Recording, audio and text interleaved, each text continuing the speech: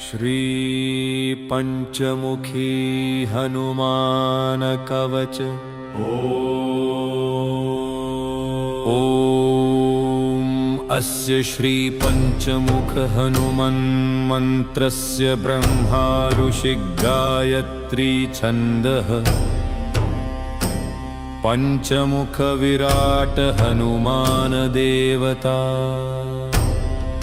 ह्रीं बीजं क्रौकीलकं कवचं क्रयस्त्राय फट्टिति दिग्बन्धु। श्रीगरुड उवाच अथ ध्यानं प्रवक्ष्यामि शृणु सर्वाङ्गसुन्दर। यत्कृतं देवदेवेन ध्यानं हनुमत्प्रियम्।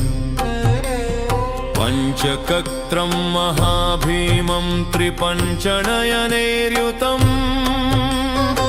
बाहुभिर्दशभिर्युक्तं सर्वकामार्थसिद्धिदम्। पूर्वतु वानरं वक्त्रं कोटिसूर्यसम्प्रभम्। दष्ट्राकरालवदनं भ्रुकुटीकुटिलेक्षणम्। अस्यैव दक्षिणं वक्त्रं नारसिंहं महाद्भुतम्। अत्युग्रतेजो वपुष्पं भीषणमं भयनाशनम्। पश्चिमं गारुडं वक्त्रं वक्रतुण्डं महाबलम्। सर्वनागप्रशमनं विषभूतादिकृन्तनम्।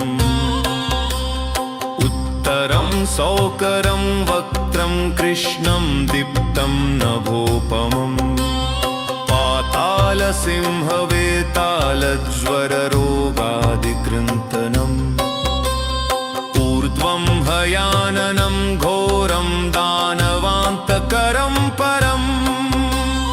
येन वक्त्रेण विप्रेन्द्रतारकाख्यमं महासुरम्। जघान शरणं तस्यात् सर्वशत्रुहरं परम्। ध्यात्वा पञ्चमुखं रुद्रं हनुमन्तं दयानिधिम्। खड्गं त्रिशूलं खट्वाङ्गं पाशमङ्कुशपर्वतम्। मुष्टिं कौमोदकीं वृक्षं धारयन्तं कमण्डलुम्। भिन्दिपालं ज्ञानमुद्रादशभिर्मुनिपुङ्गवम्। एतान्यायुधजालानि धारयन्तं भजाम्यहम्। प्रेतासनोपविष्टं तं सर्वाभरणं भूषितम्।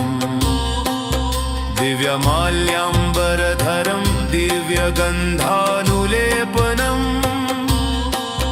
सर्वाश्चर्यमयं देवं हनुमद्विश्वतोमुखम्। पञ्चास्यमच्युतमनेकविचित्रवर्णवक्त्रं शशाङ्कशिखरं कपिराजवर्यम्। पीताम्बरादिमुकुटैरूपशोभिताङ्गं पिङ्गाक्षमाद्यमनिशम्।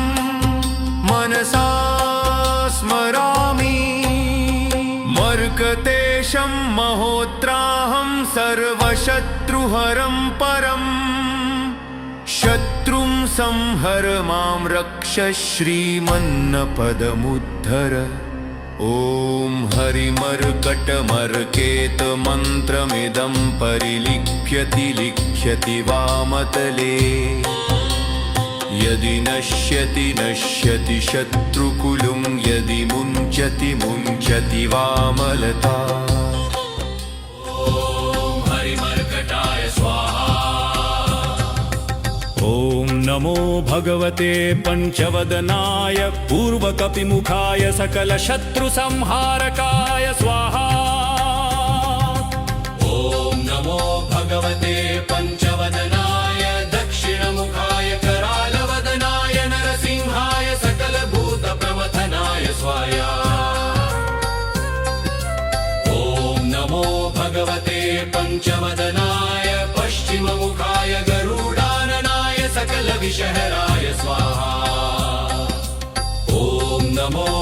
भगवते पञ्चवदनाय उत्तरमुखाय आदिवराहाय सकलसम्पत्कराय स्वाहा ॐ नमो भगवते पञ्चवदनाय पूर्वमुखाय यग्रीवाय सकलजनवशकराय स्वाहा अस्य श्री पञ्चमुखी हनुमत्कवचस्तोत्रमन्त्रस्य श्रीरामचन्द्र ऋषिरनुष्टुपच्छन्द श्रीसीतारामचन्द्रो देवता हनुमानते बीजं वायुदेवता इति शक्तिः श्रीरामचन्द्रावर प्रसादसिद्ध्यर्थे जपे विनियोगः इति ऋष्यादिकं विन्यसे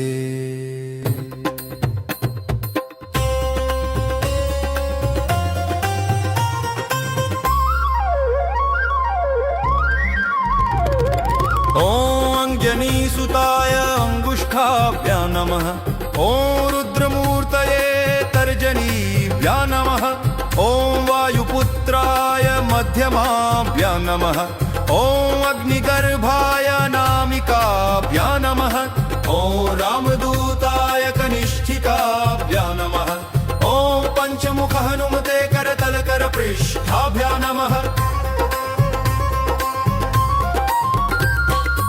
ॐ अंजनीसुताय हृदयाय नमः ॐ रुद्रमूर्तये शिरसे स्वाहा ॐ वायुपुत्राय शिखायैव षट् ॐ अग्निगर्भाय कवचाय हुम्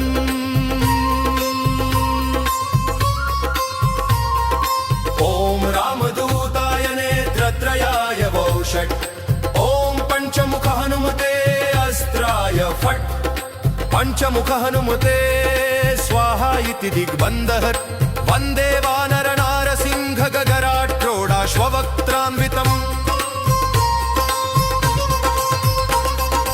दिव्यालङ्करणं त्रिपञ्चनयनं देदीप्यमानं रुचा हस्ताब्जैरशिखेटपुस्तकसुधाकुम्भाङ्कुशाद्रिमलम् खट्वाङ्गं फणिभूरुहं दशभुजं सर्वरिवीरापहम् श्रीरामदूताय अंजनेयाय वायुपुत्राय महाबलपराक्रमाय सीतादुःखनिवारणाय लङ्कादहनङ्कारणाय महाबलप्रचण्डाय फाल्गुणसखाय कोलाहलसकलब्रह्माण्ड विश्वरूपाय सप्तसमुद्रनिर्लङ्घनाय पिङ्गलननाय अमितविक्रमाय सूर्यबिम्बफलसेवनाय दुष्टनिवारणाय दृष्टिनिरालङ्कृताय सञ्जीविनी सञ्जीविताङ्गदलक्ष्मण महाकपिसैन्यप्राणदाय दशकण्ठविध्वंसनाय रामेष्टाय महाफाल्गुनसखाय सीतासहित रामवरप्रदाय शत्प्रयोगागम पञ्चमुखवीर हनुमन्मन्त्रजपे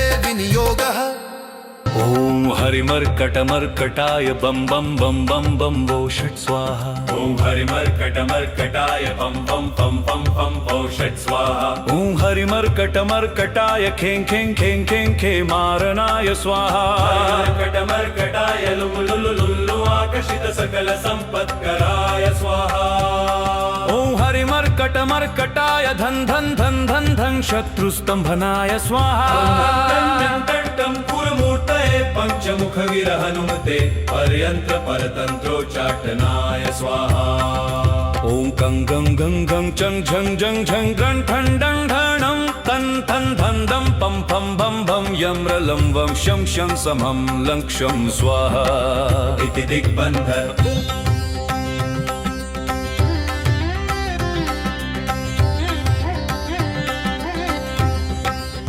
ॐ पूर्वकपिमुखाय पञ्चमुख हनुमते टं टं टं टं टं सकल शत्रु संहरणाय स्वाहा ॐ दक्षिणमुखाय पञ्चमुख हनुमते करालवदनाय नरसिंहाय ॐ रामवीरूरैर्व्यूर सकलभूतप्रेतदम्नाय स्वाहा ॐ पश्चिममुखाय गरुडाननाय पञ्चमुख हनुमते मम मम मम मम मम मम मम मम मम सकल विषहराय स्वाहा उत्तरमुखाय आदिवराहाय लल्ललल नरसिंहाय नीलकण्ठमूर्तये पञ्चमुखनुमते स्वाहा ऊर्ध्वमुखाय हयग्रीवाय रुं रुद्रमूर्तये सकल प्रयोजन निर्वाहकाय स्वाहा अञ्जनीसुताय वायुपुत्राय महाबलाय सीताशोकनिवारणाय श्रीरामचन्द्र कृपापादुकाय महावीर्य प्रमथनाय ब्रह्माण्डनाथाय कामदाय पञ्चमुखवीरहनुते स्वाहा भूत प्रेत पिशाच ब्रह्म राक्षस शाकिनी डाकिन्यन्तरिक्षग्रह परयन्त्र परतन त्रोचटनाय स्वाहा सकल प्रयोजन निर्वाहकाय पञ्चमुख वीर हनुमते श्रीरामचन्द्र वर प्रसादाय जं जं जं जं स्वाहा इदं कवचं पठित्वा तु महाकवचं पठेन्नरः एकवारं जपेत् स्तोत्रं सर्वशत्रुनिवारणम् द्विवारं तु पठेन्नित्यं पुत्रपौत्रप्रवर्धनं त्रिवारं च पठेन्नित्यं सर्वसम्पत्करं शुभम् चत्वरं पठेन्नित्यं सर्वरोगनिवारणं पञ्चवारं पठेन्नित्यं सर्वलोकवशङ्करम् षडारं च पठेन्नित्यं सर्वदेववशङ्करं सप्तवारं पठेन्नित्यं सर्वसौभाग्यदायकम् अष्टवारं पठेन्नित्यमिष्टकामार्थसिद्धिदं नववारं पठेन्नित्यं राजभोगमवाप्नुयात् दशवारं पठेन्नित्यं त्रैलोक्यज्ञानदर्शनम् रुद्रारतिं पठेन्नित्यं सर्वसिद्धिर्भवेद्ध्रुवम् रुद्रारतिं पठेन्नित्यं सर्वसिद्धिर्भवेद्ध्रुवम् निर्बलो रोगयुक्तश्च महायाध्यादिपीडितः कवचस्मरणेनैव महाबलमवाप्नुयात् इति सुदर्शनसंहितायां श्रीरामचन्द्र सीता प्रोक्तं श्रीपञ्चमुख हनुमत्कवचम् ॐ अस्य श्रीपञ्चमुख हनुमन्मन्त्रस्य ब्रह्मा ऋषिः गायत्री छन्दः पञ्चमुख विराट हनुमान देवता ह्रीं बीजं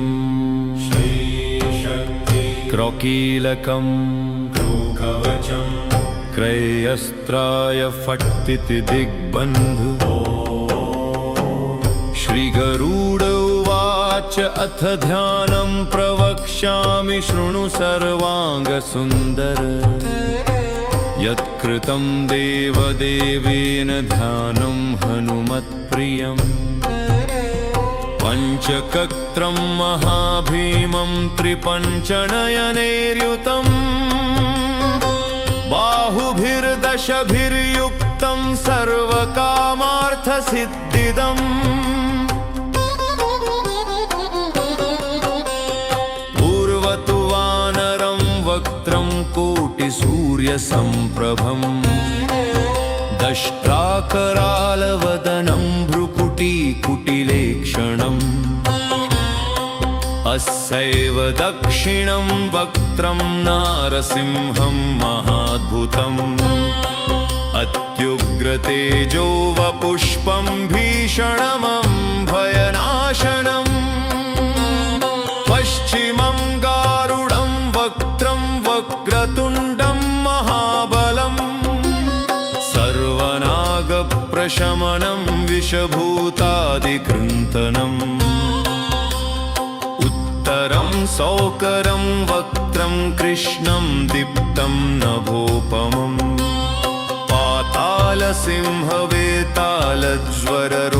पातालसिंहवेतालज्वररोगादिकृन्तनम् ऊर्ध्वं हयाननं घोरं दानवान्तकरं परम् येन वक्त्रेण विप्रेन्द्रतारकाख्यमं महासुरम् जघान शरणं तस्यात् सर्वशत्रुहरं परम् ध्यात्वा पञ्चमुखं रुद्रं हनुमन्तं दयानिधिम् खड्गं त्रिशूलं खट्वाङ्गं पाशमङ्कुशपर्वतम् मुष्टिं कौमोदकी वृक्षं धारयन्तं कमण्डलुं भिन्दिपालं ज्ञानमुद्रादशभिर्मुनिपुङ्गवम् एतान्यायुधजालानि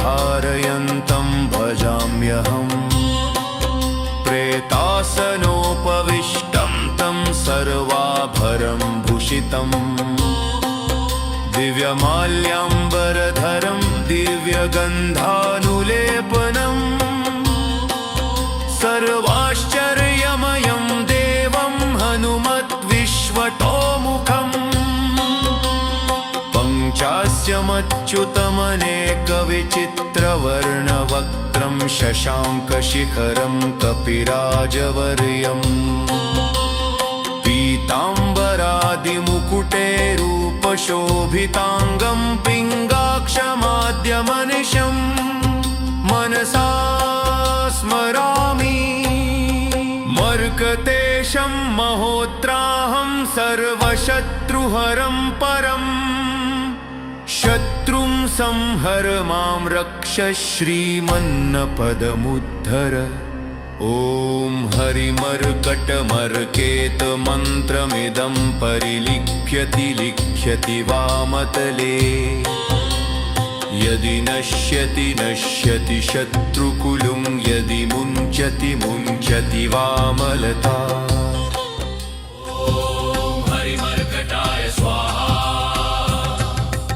ॐ नमो भगवते पञ्चवदनाय पूर्वकपिमुखाय सकलशत्रुसंहारकाय स्वाहा।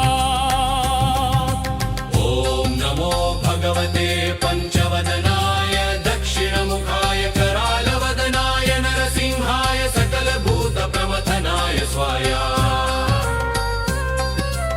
ॐ नमो भगवते पञ्चवदनाय पश्चिममुखाय गरुडाननाय सकलविषहराय स्वाहा। ॐ नमो भगवते पञ्चवदनाय उत्तरमुखाय आदिवराहाय सकलसम्पत्कराय स्वाहा।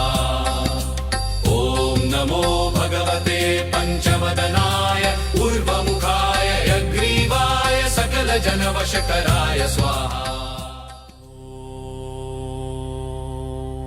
अस्य श्री पञ्चमुखी हनुमत्कवचस्तोत्रमन्त्रस्य श्रीरामचन्द्र ऋषिरनुष्टुपच्छन्द श्रीसीतारामचन्द्रो देवता हनुमानते बीजं वायुदेवता इति शक्तिः श्रीरामचन्द्रावर प्रसादसिद्धर्थे जपे विनियोगः इति ऋष्यादिकं विन्यसे।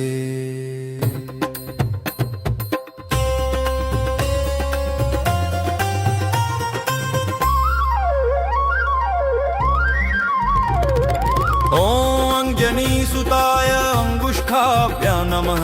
ॐ रुद्रमूर्तये तर्जनीभ्यां नमः। ॐ वायुपुत्राय मध्यमाभ्यां नमः। ॐ अग्निगर्भाय नामिकाभ्यां नमः। ॐ रामदूताय कनिष्ठिकाभ्यां नमः। ॐ पञ्चमुख हनुमते करतलकरपृष्ठाभ्यां नमः। ॐ अञ्जनीसुताय हृदयाय नमः। ॐ रुद्रमूर्तये शिरसे स्वाहा। ॐ वायुपुत्राय शिखायैव षट्। ॐ अग्निगर्भाय कवचाय हुम्।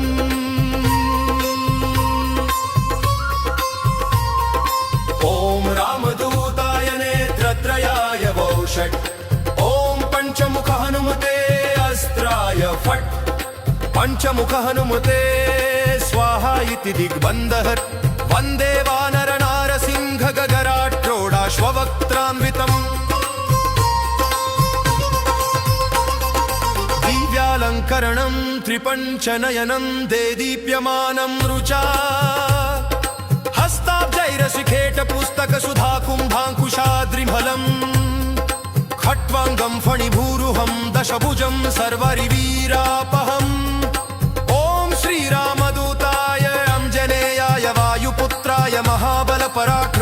सीता दुःखनिवारणाय लङ्कादहनङ्कारणाय महाबलप्रचण्डाय फाल्गुणसखाय कोलाहलसकलब्रह्माण्ड विश्वरूपाय सप्तसमुद्रनिर्लङ्घनाय पिङ्गलननाय अमितविक्रमाय सूर्यबिम्बफलसेवनाय दुष्टनिवारणाय दृष्टिनिरालङ्कृताय सञ्जीविनी सञ्जीविताङ्गदलक्ष्मण महाकपिसैन्यप्राणदाय दशकण्ठविध्वंसनाय रामेष्टाय महाफाल्गुनसखाय सीतासहित रामवरप्रदाय षट्प्रयोगागम पञ्चमुखवीर हनुमन्मन्त्रजपे विनियोगः।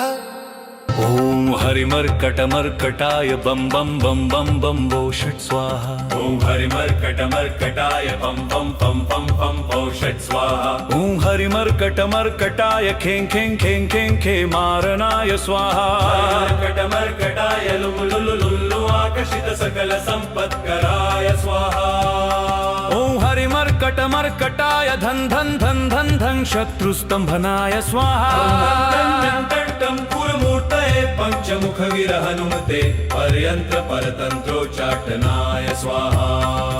ॐ गं गं गं गं चं झं झं झं गं ठं डं ढणं तं थं धं दं पं फं भं भं यं रलं वं शं शं समं लं क्षं स्वाहा इति दिग्बन्ध।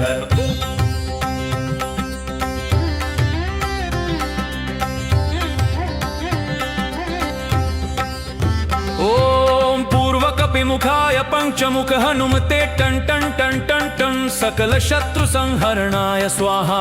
ॐ दक्षिण मुखाय पंचमुख हनुमते कराल वदनाय नरसिंहाय ॐ रामवीरूरे व्यूर सकल भूत प्रेत दमनाय स्वाहा। ॐ पश्चिम मुखाय गरुडाननाय पंचमुख हनुमते मम मम मम मम मम सकल विषहराय स्वाहा। उत्तरमुखाय आदिवराहाय लल्लल नरसिंहाय नीलकण्ठमूर्तये पंचमुख हनुमते स्वाहा। ऊर्ध्वमुखाय हयग्रीवाय रुं रुं रुद्रमूर्तये सकल प्रयोजन निर्वाहकाय स्वाहा। अंजनीसुताय वायुपुत्राय महाबलाय सीता शोक निवारणाय श्रीरामचंद्र कृपापादुकाय महावीर्य प्रमथनाय ब्रह्माण्डनाथाय कामदाय पंचमुख वीर हनुते स्वाहा। भूत प्रेत पिशाच ब्रह्म राक्षस शाकिनी डाकिन्यन्तरिक्षग्रह परयंत्र परतनत्रोच्चटनाय स्वाहा। सकल प्रयोजन निर्वाहकाय पंचमुख वीर हनुमते श्रीरामचंद्र वर प्रसादाय जं जं जं जं स्वाहा। इदं कवचं पठित्वा तु महाकवचं पठेन्नरः एकवारं जपेत् स्तोत्रं सर्वशत्रुनिवारणं द्विवारं तु पठेन्नित्यं पुत्रपौत्र प्रवर्धनं त्रिवारं च पठेन्नित्यं सर्वसम्पत्करं शुभम्। चतुर्वारं पठेन्नित्यं सर्वरोगनिवारणं पंचवारं पठेन्नित्यं सर्वलोकवशङ्करम्। षड्वारं च पठेन्नित्यं सर्वदेववशङ्करं सप्तवारं पठेन्नित्यं सर्वसौभाग्यदायकम्। अष्टवारं पठेन्नित्यमिष्टकामार्थसिद्धिदं नववारं पठेन्नित्यं राजभोगमवाप्नुयात्। दशवारं पठेन्नित्यं त्रैलोक्यज्ञानदर्शनम्। रुद्रारतिं पठेन्नित्यं सर्वसिद्धिर्भवेत् ध्रुवम्। रुद्रारतिं पठेन्नित्यं सर्वसिद्धिर्भवेत् ध्रुवम्। निर्बलो रोगयुक्तश्च महायाध्यादिपीडितः कवचस्मरणे नैव महाबलमवाप्नुयात्। इति सुदर्शन संहितायां श्रीरामचन्द्र सीता प्रोक्तं श्रीपञ्चमुख हनुमत्कवचम्। ॐ अस्य श्री पंचमुख हनुमन्मन्त्रस्य ब्रह्मा ऋषि गायत्री छन्दः पंचमुख विराट हनुमान देवता ह्रीं बीजं क्रौकीलकं कवचम् क्रयस्त्राय फट्टिति दिग्बन्धु श्रीगरुड उवाच अथ ध्यानं प्रवक्ष्यामि शृणु सर्वाङ्गसुन्दर यत्कृतं देवदेवेन ध्यानं हनुमत्प्रियम् पञ्चकत्रं महाभीमं त्रिपञ्चनयनैर्युतम् बाहुभिर्दशभिर्युक्तं सर्वकामार्थसिद्धिदम् पूर्वतु वानरं वक्त्रं कोटिसूर्यसम्प्रभम् दष्ट्राकरालवदनं भ्रुकुटीकुटिलेक्षणम् अस्यैव दक्षिणं वक्त्रं नारसिंहं महाद्भुतम् अत्युग्रतेजो वपुष्पं भीषणमं भयनाशनम् पश्चिमं गारुडं वक्त्रं वक्रतुण्डं महाबलम् सर्वनागप्रशमनं विषभूतादिकृन्तनम् उत्तरं सौकरं वक्त्रं कृष्णं दीप्तं नभोपमम् पातालसिंहवेतालज्वररोगादिकृन्तनम् ऊर्ध्वं हयाननं घोरं दानवान्तकरं परम् येन वक्त्रेण विप्रेन्द्रतारकाख्यमं महासुरम् जघान शरणं तस्यात् सर्वशत्रुहरं परम् ध्यात्वा पञ्चमुखं रुद्रं हनुमन्तं दयानिधिम् खड्गं त्रिशूलं खट्वाङ्गं पाशमङ्कुशपर्वतम् मुष्टिं कौमोदकीं वृक्षं धारयन्तं कमण्डलुम् भिन्दिपालं ज्ञानमुद्रादशभिर्मुनिपुङ्गवम् एतान्यायुधजालानि धारयन्तं भजाम्यहम् प्रेतासनोपविष्टं तं सर्वाभरणं भूषितम् दिव्यमाल्याम्बरधरं दिव्यगन्धानुलेपनम् सर्वाश्चर्यमयं देवं हनुमद्विश्वतोमुखम् पञ्चास्यमच्युतमनेकविचित्रवर्णवक्त्रं शशाङ्कशिखरं कपिराजवर्यम् पीताम्बरादिमुकुटैरूपशोभिताङ्गं पिङ्गाक्षमाद्यमनिशम् मनसा स्मरामि मर्कतेशं महोत्राहं सर्वशत्रुहरं परम् शत्रुं संहर मां रक्ष श्रीमन्नपदमुद्धर ॐ हरिमर्कटमर्केतमन्त्रमिदं परिलिख्यति लिख्यति वामतले यदि नश्यति नश्यति शत्रुकुलुं यदि मुञ्चति मुञ्चति वामलता हरिमर्कटाय स्वाहा। ॐ नमो भगवते पञ्चवदनाय पूर्वकपिमुखाय सकलशत्रुसंहारकाय स्वाहा। ॐ नमो भगवते पञ्चवदनाय दक्षिणमुखाय करालवदनाय नरसिंहाय सकलभूतप्रमथनाय स्वाहा। ॐ नमो भगवते पञ्चवदनाय पश्चिममुखाय गरुडाननाय सकलविषहराय स्वाहा। ॐ नमो भगवते पञ्चवदनाय उत्तरमुखाय आदिवराहाय सकलसम्पत्कराय स्वाहा। ॐ नमो भगवते पञ्चवदनाय ऊर्ध्वमुखाय यग्रीवाय सकलजनवशकराय स्वाहा। अस्य श्री पंचमुखी हनुमत्कवचस्तोत्रमन्त्रस्य श्रीरामचन्द्र ऋषिरनुष्टुपच्छन्द श्री सीतारामचन्द्रो देवता हनुमानते बीजं वायुदेवता इति शक्तिः श्रीरामचन्द्रावर प्रसादसिद्ध्यर्थे जपे विनियोगः इति ऋष्यादिकं विन्यसे।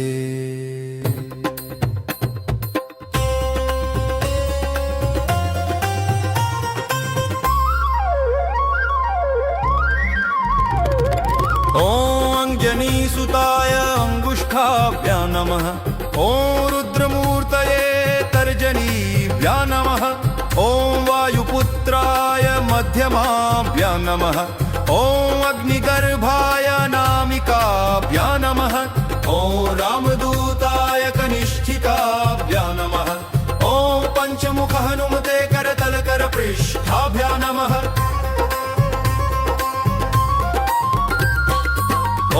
अंजनीसुताय हृदयाय नमः। ॐ रुद्रमूर्तये शिरसे स्वाहा। ॐ वायुपुत्राय शिखायै षट्। ॐ अग्निगर्भाय कवचाय हुम्।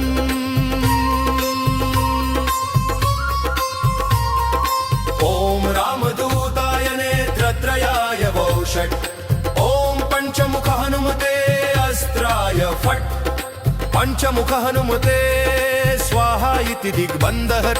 वन्दे वानर नारसिंह गगराट्रोडाश्ववक्त्रान्वितम्। दिव्यालङ्करणं त्रिपञ्चनयनं देदीप्यमानं रुचा। हस्ताब्जैरशिखेटपुस्तकसुधाकुम्भाङ्कुशाद्रिफलम्। खट्वाङ्गं फणिभूरुहं दशभुजं सर्वरिवीरापहम्। रामदूताय अंजनेयाय वायुपुत्राय महाबलपराक्रमाय सीता दुःखनिवारणाय लङ्कादहनङ्कारणाय महाबलप्रचण्डाय फाल्गुणसखाय कोलाहलसकलब्रह्माण्ड विश्वरूपाय सप्तसमुद्रनिर्लङ्घनाय पिङ्गलननाय अमितविक्रमाय सूर्यबिम्बफलसेवनाय दुष्टनिवारणाय दृष्टिनिरालङ्कृताय सञ्जीविनी सञ्जीविताङ्गदलक्ष्मण महाकपिसैन्यप्राणदाय दशकण्ठविध्वंसनाय रामेष्टाय महाफाल्गुनसखाय सीतासहित रामवरप्रदाय शतप्रयोगागम पंचमुखवीर हनुमन्मन्त्रजपे विनियोगः। ॐ हरिमर्कटमर्कटाय बं बं बं बं बं बो षट् स्वाहा। ॐ हरिमर्कटमर्कटाय बं बं बं बं बं बो षट् स्वाहा। ॐ हरिमर्कटमर्कटाय खें खें खें खें खे मारणाय स्वाहा। हरिमर्कटमर्कटाय लुलु लुलु लुलु आकर्षित सकल संपत्कराय स्वाहा। ॐ हरिमर्कटमर्कटाय धन धन धन धन धन शत्रुस्तंभनाय स्वाहा। मूर्तये पंचमुखवीर हनुमते पर्यंत्र परतंत्रोच्चाटनाय स्वाहा। ॐ गं गं गं गं चं झं झं झं गं ठं डं ढणं तं थं धं दं पं फं भं भं यं रलं वं शं शं समं लङ्क्षं स्वाहा इति दिग्बन्धः।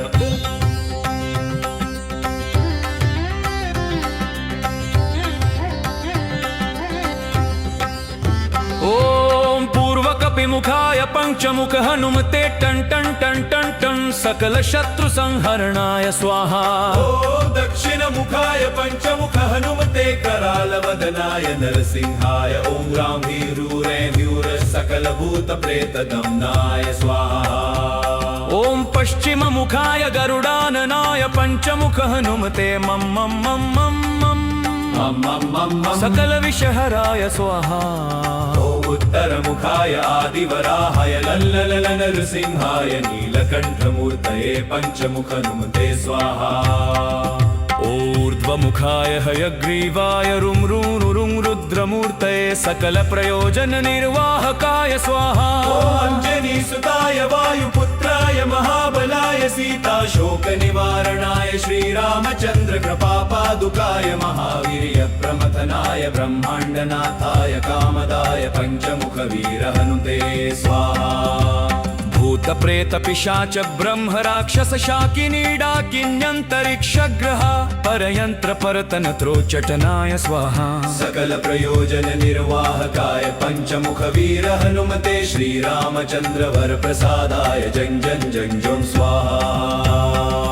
इदं कवचं पठित्वा तु महाकवचं पठेन्नरः एकवारं जपेत् स्तोत्रं सर्वशत्रुनिवारणं द्विवारं तु पठेन्नित्यं पुत्रपौत्रप्रवर्धनं त्रिवारं च पठेन्नित्यं सर्वसम्पत्करं शुभम् चतुर्वारं पठेन्नित्यं सर्वरोगनिवारणं पंचवारं पठेन्नित्यं सर्वलोकवशङ्करम् षडारं च पठेन्नित्यं सर्वदेववशङ्करं सप्तवारं पठेन्नित्यं सर्वसौभाग्यदायकम् अष्टवारं पठेन्नित्यमिष्टकामार्थसिद्धिदम् नववारं पठेन्नित्यं राजभोगमवाप्नुयात् दशवारं पठेन्नित्यं त्रैलोक्यज्ञानदर्शनम् रुद्रारतिं पठेन्नित्यं सर्वसिद्धिर्भवेद्ध्रुवम् रुद्रारतिं पठेन्नित्यं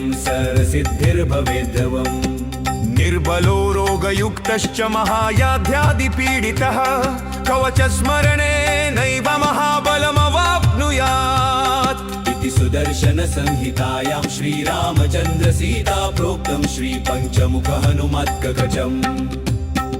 ॐ अस्य श्रीपञ्चमुख हनुमन्मन्त्रस्य ब्रह्मा ऋषिः गायत्री छन्दः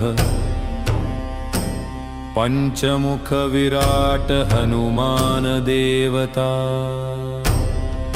ह्रीं बीजं क्रौकीलकं कवचं क्रयस्त्राय फट्टिति दिग्बन्धु श्रीगरुड उवाच अथ ध्यानं प्रवक्ष्यामि शृणु सर्वाङ्गसुन्दर यत्कृतं देवदेवेन ध्यानं हनुमत्प्रियम् पञ्चकत्रं महाभीमं त्रिपञ्चनयनैर्युतं बाहुभिर्दशभिर्युक्तं सर्वकामार्थसिद्धिदम् पूर्वतु वानरं वक्त्रं कोटिसूर्यसम्प्रभम् दष्ट्राकरालवदनं भ्रुकुटीकुटिलेक्षणम् अस्यैव दक्षिणं वक्त्रं नारसिंहं महाद्भुतम् अत्युग्रतेजो वपुष्पं भीषणमं भयनाशनम् पश्चिमं गारुडं वक्त्रं वक्रतुण्डं महाबलम् सर्वनागप्रशमनं विषभूतादिकृन्तनम्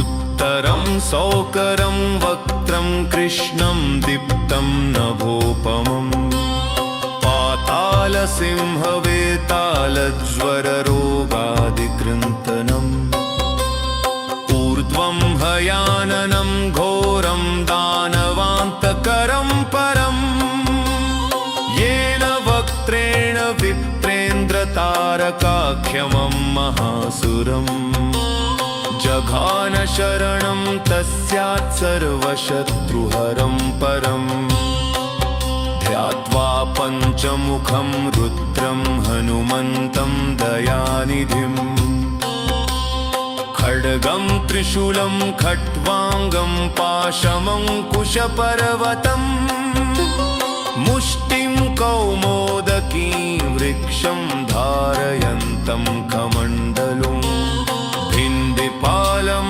ज्ञानमुद्रादशभिर्मुनिपुङ्गवम् एतान्यायुधजालानि धारयन्तं भजाम्यहम् प्रेतासनोपविष्टं तं सर्वाभरणं भूषितम् दिव्यमाल्याम्बरधरं दिव्यगन्धानुलेपनम् सर्वाश्चर्यमयं देवं हनुमत् चास्यमच्युतमनेकविचित्रवर्णवक्त्रं शशाङ्कशिखरं कपिराजवर्यम् पीताम्बरादिमुकुटैरूपशोभिताङ्गं पिङ्गाक्षमाद्यमनिशम् मनसा स्मरामि मर्कतेशं महोत्राहं सर्वशत्रुहरं परम् शत्रुं संहर मां रक्ष श्रीमन्नपदमुद्धर ॐ हरिमर्कटमर्केतमन्त्रमिदं परिलिख्यति लिख्यति वामतले यदि नश्यति नश्यति शत्रुकुलुं यदि मुञ्चति मुञ्चति वामलता हरिमर्कटाय स्वाहा। ॐ नमो भगवते पञ्चवदनाय पूर्वकपिमुखाय सकलशत्रुसंहारकाय स्वाहा। ॐ नमो भगवते पञ्चवदनाय दक्षिणमुखाय करालवदनाय नरसिंहाय सकलभूतप्रमथनाय स्वाहा। ॐ नमो भगवते पञ्चवदनाय पश्चिममुखाय गरुडाननाय सकलविषहराय स्वाहा। ॐ नमो भगवते पञ्चवदनाय उत्तरमुखाय आदिवराहाय सकलसम्पत्कराय स्वाहा। ॐ नमो भगवते पञ्चवदनाय ऊर्ध्वमुखाय यग्रीवाय सकलजनवशकराय स्वाहा। अस्य श्री पंचमुखी हनुमत्कवचस्तोत्रमन्त्रस्य श्रीरामचन्द्र ऋषिरनुष्टुपच्छन्द श्री सीतारामचन्द्रो देवता हनुमानति बीजं वायुदेवता इति शक्तिः श्रीरामचन्द्रावर प्रसादसिद्ध्यर्थे जपे विनियोगः इति ऋष्यादिकं विन्यसे।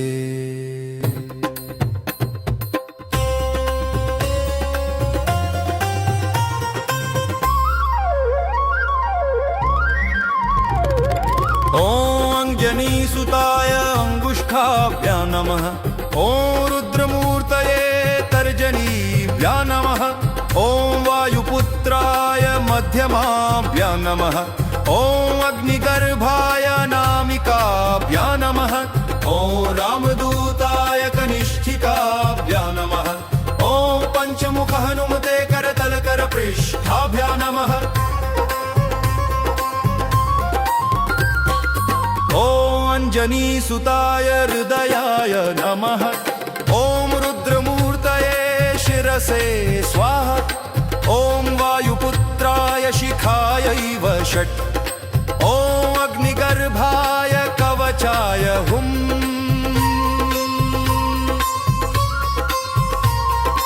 ॐ रामदूताय नेत्रत्रयाय वौ षट्। ॐ पंचमुख हनुमते अस्त्राय फट्।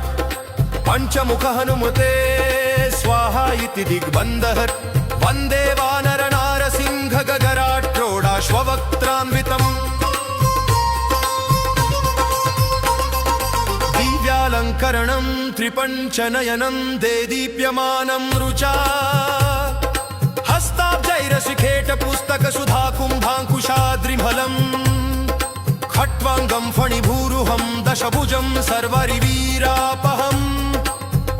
श्रीरामदूताय अंजनेयाय वायुपुत्राय महाबलपराक्रमाय सीतादुःखनिवारणाय लङ्कादहनङ्कारणाय महाबलप्रचण्डाय फाल्गुणसखाय कोलाहलसकलब्रह्माण्ड विश्वरूपाय सप्तसमुद्रनिर्लङ्घनाय पिङ्गलननाय अमितविक्रमाय सूर्यबिम्बफलसेवनाय दुष्टनिवारणाय दृष्टिनिरालङ्कृताय सञ्जीविनी सञ्जीविताङ्गदलक्ष्मण महाकपिसैन्यप्राणदाय दशकण्ठरिध्वंसनाय रामेष्टाय महाफाल्गुनसखाय सीतासहित रामवरप्रदाय शतप्रयोगागम पञ्चमुखवीर हनुमन्मन्त्रजपे विनियोगः। ॐ हरिमर्कटमर्कटाय बम बम बम बम बम वो षट् स्वाहा। ॐ हरिमर्कटमर्कटाय बम बम बम बम बम वो षट् स्वाहा। ॐ हरिमर्कटमर्कटाय खें खें खें खें खे मारनाय स्वाहा। हरिमर्कटमर्कटाय लुलुलुलुलु आकर्षित सकल संपत्कराय स्वाहा। ॐ हरिमर्कटमर्कटाय धन धन धन धन धन शत्रुस्तंभनाय स्वाहा। पुरमूर्तये पंचमुखवीर हनुमते पर्यंत्र परतंत्रोच्चाटनाय स्वाहा। ॐ गं गं गं गं चं झं झं झं गं ठं डं ढणं तं थं धं दं पं फं भं भं यं रलं वं शं शं समं लं क्षं स्वाहा।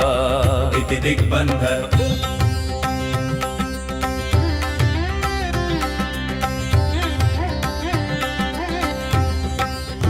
ॐ पूर्वकपिमुखाय पञ्चमुख हनुमते टं टं टं टं टं सकल शत्रु संहरणाय स्वाहा। ॐ दक्षिणमुखाय पञ्चमुख हनुमते करालवदनाय नरसिंहाय। ॐ रामवीरूरे सकल भूत प्रेत दमनाय स्वाहा। ॐ पश्चिममुखाय गरुडाननाय पञ्चमुख हनुमते मम मम मम मम मम सकल विषहराय स्वाहा। ॐ उत्तरमुखाय आदिवराहाय लल्लल नरसिंहाय नीलकण्ठमूर्तये पञ्चमुख हनुमते स्वाहा। ऊर्ध्वमुखाय हयग्रीवाय रुं रुं रुद्रमूर्तये सकल प्रयोजन निर्वाहकाय स्वाहा। ॐ अंजनीसुताय वायुपुत्राय महाबलाय सीताशोक निवारणाय श्रीरामचन्द्र कृपापादुकाय महावीर्य प्रमथनाय ब्रह्माण्डनाथाय कामदाय पञ्चमुखवीर हनुते स्वाहा। भूत प्रेत पिशाच ब्रह्म राक्षस शाकिनी डाकिन्यन्तरिक्षग्रह परयन्त्र परतनत्रोच्चटनाय स्वाहा। सकल प्रयोजन निर्वाहकाय पञ्चमुखवीर हनुमते श्रीरामचन्द्र वरप्रसादाय जं जं जं जं स्वाहा। इदं कवचं पठित्वा तु महाकवचं पठेन्नरः एकवारं जपेत् स्तोत्रं सर्वशत्रुनिवारणम्। द्विवारं तु पठेन्नित्यं पुत्रपौत्रप्रवर्धनं। त्रिवारं च पठेन्नित्यं सर्वसम्पत्करं शुभम्। चत्वारं पठेन्नित्यं सर्वरोगनिवारणम्। पञ्चवारं पठेन्नित्यं सर्वलोकवशङ्करम्। षडारं च पठेन्नित्यं सर्वदेववशङ्करम्। सप्तवारं पठेन्नित्यं सर्वसौभाग्यदायकम्। अष्टवारं पठेन्नित्यमिष्टकामार्थसिद्धिदम्। नववारं पठेन्नित्यं राजभोगमवाप्नुयात्। दशवारं पठेन्नित्यं त्रैलोक्यज्ञानदर्शनम्। रुद्रारतिं पठेन्नित्यं सर्वसिद्धिर्भवेत् ध्रुवम्। रुद्रारतिं पठेन्नित्यं सर्वसिद्धिर्भवेत् ध्रुवम्। निर्बलो रोगयुक्तश्च महायाध्यादिपीडितः कवचस्मरणेनैव महाबलमवाप्नुयात्। इति सुदर्शन संहितायां श्रीरामचन्द्र सीता प्रोक्तं श्रीपञ्चमुख हनुमत्कवचम्। ॐ अस्य श्री पंचमुख हनुमन्मन्त्रस्य ब्रह्मा ऋषिः गायत्री छन्दः। पंचमुख विराट हनुमान देवता।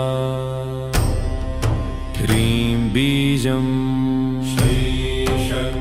क्रौकीलकं कवचं क्रयस्त्राय फट्टिति दिग्बन्धु। श्रीगरुड उवाच अथ ध्यानं प्रवक्ष्यामि शृणु सर्वाङ्गसुन्दर। यत्कृतं देवदेवेन ध्यानं हनुमत्प्रियम्। पञ्चकत्रं महाभीमं त्रिपञ्चनयनैर्युतम्। बाहुभिर्दशभिर्युक्तं सर्वकामार्थसिद्धिदम्। पूर्वतु वाम कोटिसूर्यसम्प्रभम् दष्ट्राकरालवदनं भ्रुकुटीकुटिलेक्षणम् अस्यैव दक्षिणं वक्त्रं नारसिंहं महाद्भुतम् अत्युग्रतेजो वपुष्पं भीषणमं भयनाशनम् पश्चिमं गारुडं वक्त्रं वक्रतुण्डं महाबलम् सर्वनागप्रशमनं विषभूतादिकृन्तनम् उत्तरं सौकरं वक्त्रं कृष्णं दीप्तं नभोपमम् पातालसिंहवेतालज्वररोगादिकृन्तनम् ऊर्ध्वं हयाननं घोरं दानवान्तकरं परम् येन वक्त्रेण विप्रेन्द्रतारकाख्यमं महासुरम् जघान शरणं तस्यात् सर्वशत्रुहरं परम् ध्यात्वा पञ्चमुखं रुद्रं हनुमन्तं दयानिधिम् खड्गं त्रिशूलं खट्वाङ्गं पाशमङ्कुशपर्वतम् मुष्टिं कौमोदकीं वृक्षं धारयन्तं कमण्डलुम् भिन्दिपालं ज्ञानमुद्रादशभिर्मुनिपुङ्गवम् एतान्यायुधजालानि धारयन्तं भजाम्यहम् प्रेतासनोपविष्टं तं सर्वाभरणं भूषितम् दिव्यमाल्याम्बरधरं दिव्यगन्धानुलेपनम् सर्वाश्चर्यमयं देवं हनुमद्विश्वतोमुखम् पञ्चास्यमच्युतमनेकविचित्रवर्णवक्त्रं शशाङ्कशिखरं कपिराजवर्यम् पीताम्बरादिमुकुटैरूपशोभिताङ्गं पिङ्गाक्षमाद्यमनिशम् मनसा स्मरामि मर्कतेशं महोत्राहं सर्वशत्रुहरं परम् शत्रुं संहर मां रक्ष श्रीमन्नपदमुद्धर ॐ हरिमर्कटमर्केतमन्त्रमिदं लिख्यति वामतले यदि नश्यति शत्रुकुलुं यदि मुञ्चति वामलता हरिमर्कटाय स्वाहा। ॐ नमो भगवते पञ्चवदनाय पूर्वकपिमुखाय सकलशत्रुसंहारकाय स्वाहा। ॐ नमो भगवते पञ्चवदनाय दक्षिणमुखाय करालवदनाय नरसिंहाय सकलभूतप्रमथनाय स्वाहा। ॐ नमो भगवते पञ्चवदनाय पश्चिममुखाय गरुडाननाय सकलविषहराय स्वाहा। ॐ नमो भगवते पञ्चवदनाय उत्तरमुखाय आदिवराहाय सकलसम्पत्कराय स्वाहा। ॐ नमो भगवते पञ्चवदनाय पूर्वमुखाय यग्रीवाय सकलजनवशकराय स्वाहा। अस्य श्री पञ्चमुखी हनुमत्कवचस्तोत्रमन्त्रस्य श्रीरामचन्द्र ऋषिरनुष्टुपच्छन्द श्रीसीतारामचन्द्रो देवता हनुमानते बीजं वायुदेवता इति शक्तिः श्रीरामचन्द्रावर प्रसादसिद्धर्थे जपे विनियोगः इति ऋष्यादिकं विन्यसे।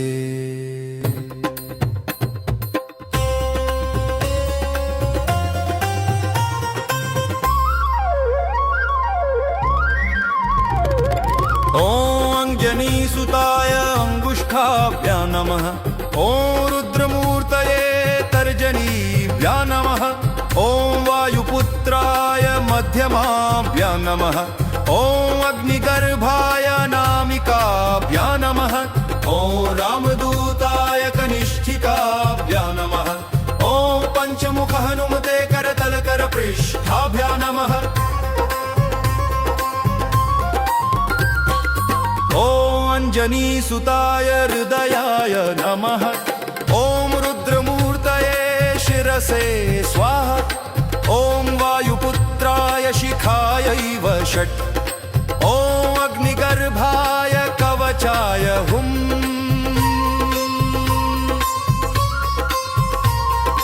ॐ रामदूताय नेत्रत्रयाय वौ षट् ॐ पञ्चमुख हनुमते अस्त्राय फट् पञ्चमुख हनुमते स्वाहा इति दिग्बन्धः वन्दे वानर नारसिंह गगराट्रोडाश्ववक्त्रान्वितम् दिव्यालङ्करणं त्रिपञ्चनयनं देदीप्यमानं रुचा हस्ताब्जैरशिखेटपुस्तकसुधाकुम्भाङ्कुशाद्रिफलम् खट्वाङ्गं फणिभूरुहं दशभुजं सर्वरिवीरापहम् ॐ श्रीरामदूताय अञ्जनेयाय वायुपुत्राय महाबलपराक्रमाय सीतादुःखनिवारणाय लङ्कादहनङ्कारणाय महाबलप्रचण्डाय फाल्गुणसखाय कोलाहलसकलब्रह्माण्ड विश्वरूपाय सप्तसमुद्रनिर्लङ्घनाय पिङ्गलननाय अमितविक्रमाय सूर्यबिम्बफलसेवनाय दुष्टनिवारणाय दृष्टिनिरालङ्कृताय सञ्जीविनी सञ्जीविताङ्गदलक्ष्मणमहाकपिसैन्यप्राणदाय दशकण्ठविध्वंसनाय रामेष्टाय महाफाल्गुनसखाय सीतासहित रामवरप्रदाय शत्प्रयोगागमपञ्चमुखवीर हनुमन्मन्त्रजपे विनियोगः ॐ हरिमर्कटमर्कटाय बम बम बम बम बम वो षट् स्वाहा ॐ हरिमर्कटमर्कटाय पं पं पं पं पं वो षट् स्वाहा ॐ हरिमर्कटमर्कटाय खें खें खें खें खे मारणाय स्वाहा मर्कटमर्कटाय लुं लुलु लुल्लु आकर्षित सकल सम्पत्कराय स्वाहा ॐ हरिमर्कटमर्कटाय धन धन धन धन धन शत्रुस्तम्भनाय स्वाहा पञ्चमुखवीर हनुमते पर्यन्त्र परतन्त्रोच्चाटनाय स्वाहा ॐ कं गं गं गं चं झं झं झं गं ठं डं ढणं तं थं धं दं पं फं भं भं यं रलं वं शं शं समं लं क्षं स्वाहा इति दिग्बन्धः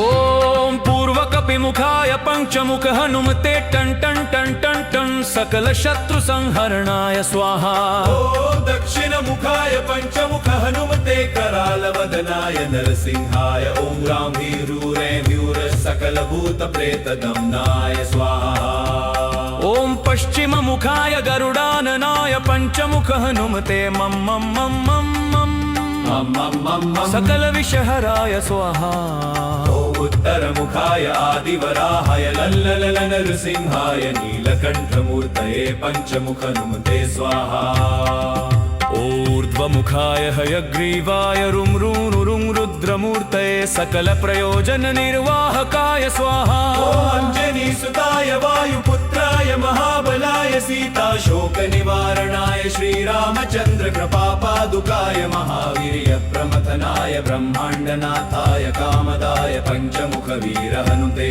स्वाहा भूतप्रेत पिशाच ब्रह्म राक्षस शाकिनी डाकिन्यन्तरिक्षग्रह परयन्त्र परतनत्रोच्चटनाय स्वाहा सकल प्रयोजन निर्वाहकाय पञ्चमुखवीर हनुमते श्रीरामचन्द्र वर प्रसादाय जं जं जं जं स्वाहा इदं कवचं पठित्वा तु महाकवचं पठेन्नरः एकवारं जपेत् स्तोत्रं सर्वशत्रुनिवारणं द्विवारं तु पठेन्नित्यं पुत्रपौत्रप्रवर्धनं त्रिवारं च पठेन्नित्यं सर्वसम्पत्करं शुभम् चत्वरं पठेन्नित्यं सर्वरोगनिवारणं पञ्चवारं पठेन्नित्यं सर्वलोक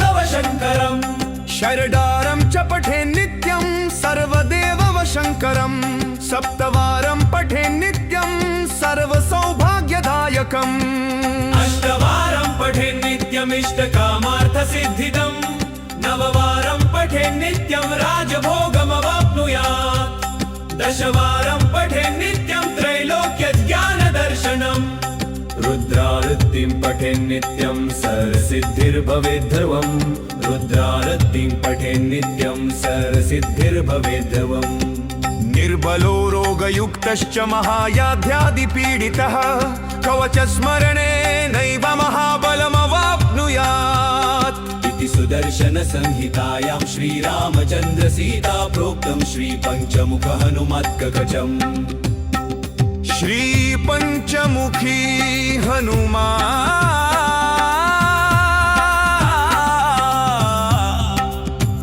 निर्वञ्च समा